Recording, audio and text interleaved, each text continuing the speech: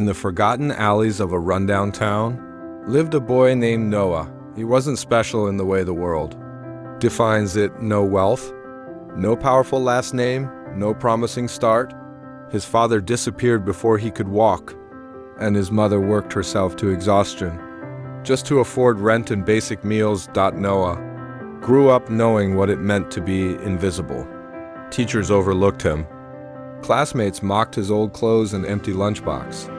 But there was something deep inside him, something quiet but burning.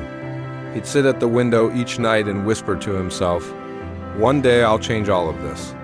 At age 12, he found a broken computer in the trash. It didn't work. But instead of giving up, he took it home, searched public libraries for repair manuals, and taught himself how to fix it. Nights were spent sitting on sidewalks outside cafes using free Wi-Fi, watching coding tutorials on a cracked phone.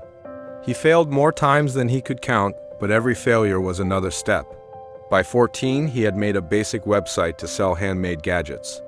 It barely made money, but it gave him belief. At 16, while others partied, he worked in a hardware store, saving money to build an app for rural kids to access free education. His first version crashed, then the second, then the third. People laughed. Even friends said, "It's too big. You'll never make it." But he refused to quit. By 17, the app worked. 20 kids used it. Then 200. Then 20,000 by 19. His app reached schools in 7 countries. Investors noticed. He got invited to speak on youth empowerment stages, not because of fame, but because he never stopped trying. At 21, his company was transforming lives. He didn't move to a mansion. He stayed in his hometown, rebuilt the library that raised him, and gave scholarships to kids like him, silent kids with big dreams. When people asked his secret, he didn't say talent or luck. He said, "Every time I wanted to quit, I remembered why I started." He turned pain into purpose and fear into fire. Noah became a living reminder that you don't need to be born into power to become powerful. You don't need a spotlight to shine. All you need is one reason to keep going. His life became hope for the underdog, the hungry, the forgotten, the quiet fighters who get up one more time. Not because they're fearless, but because they've seen worse. His story is not about perfection. It's about progress. Not about being the best, but refusing to be beaten.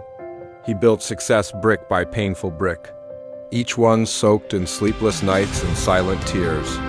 Today, Noah's name echoes in places he never imagined, but he doesn't care for applause. He speaks only to pass the torch, to tell kids sitting in darkness that light still exists. That hope isn't a myth, that beginnings don't define endings. So if you're struggling, if life feels heavy, remember Noah. He started with broken things, including himself, but he chose to rise. And you can too.